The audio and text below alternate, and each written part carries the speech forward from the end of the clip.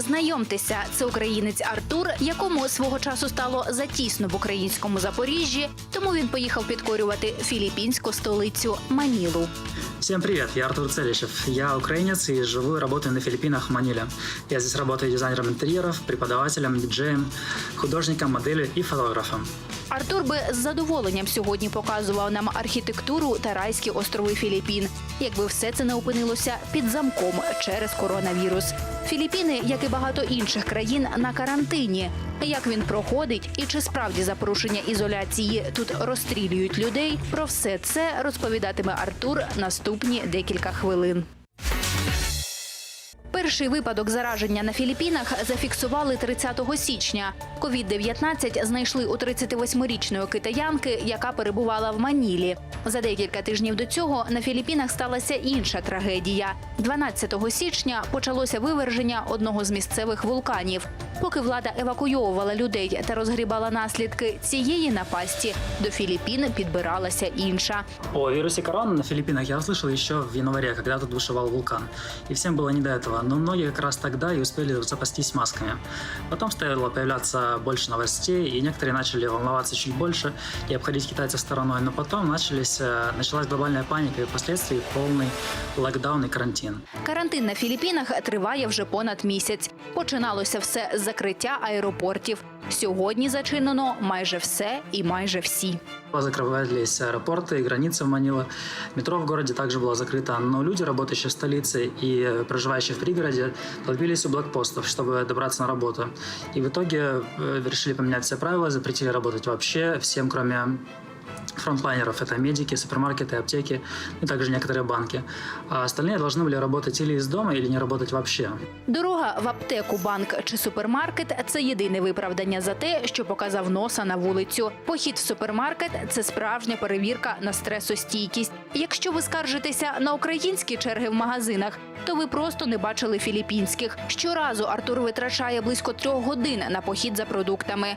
Аби ноги людей не повіднімалися за години очікування, їм навіть виділили стільці. В магазин запускають по 10 людей. По сути дела, на полках все есть. Единственное, что не было первые дни сначала яиц, но, по-моему, сейчас уже курицы все пришли в себя и стали нести яйца. А чеснока как не было с самых первых дней карантина, так до сих пор и нет. Также здесь можно покупать спирт только в количестве 2 бутылок на человека или любых других товаров. 5 единиц на кожне наименование. Якщо людина не хоче стояти в черзі, вона може звернутися в спеціальну службу, яка купить продукти і привезе їх під двері. Коштує це близько 800 гривень. Крім того, їжею філіппінців забезпечує влада. Розвозять спеціальні набори з консервами, локшиною та іншими продуктами. Раніше, щоб отримати таку гуманітарку, треба було звертатися в спеціальні центри. Зараз, каже Артур, продукти привозять усім. Тільки б вдома сиділи. Ще філіппінці з низьким доходом або ті, які втратили роботу, можуть домогтися єдиноразової грошової допомоги від держави – близько 10-15 тисяч гривень. И никаких отмен платежей не было, но строчку коммунальных платежей и налогов на 1 месяц все-таки позволили.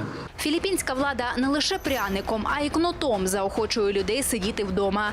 Нещодавно президент Філіппін зробив дуже скандальну заяву.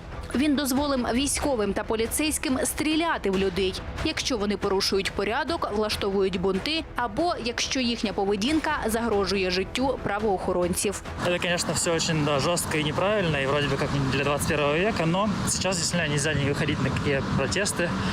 Сейчас здесь очень строгий порядок, стоят блокпосты, в городе практически людей нет, без маски выходить также нельзя.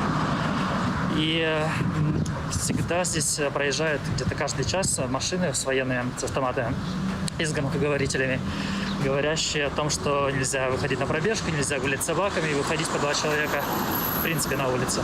И также есть еще здесь участок за колючей проволокой, прямо в центре города, куда людей отвозят, выхваченных из улицы. І там з ними розбираються, з тими, хто нарушав порядок. Щодо тестів, то їх роблять лише тим, в кого є симптоми, характерні для COVID-19.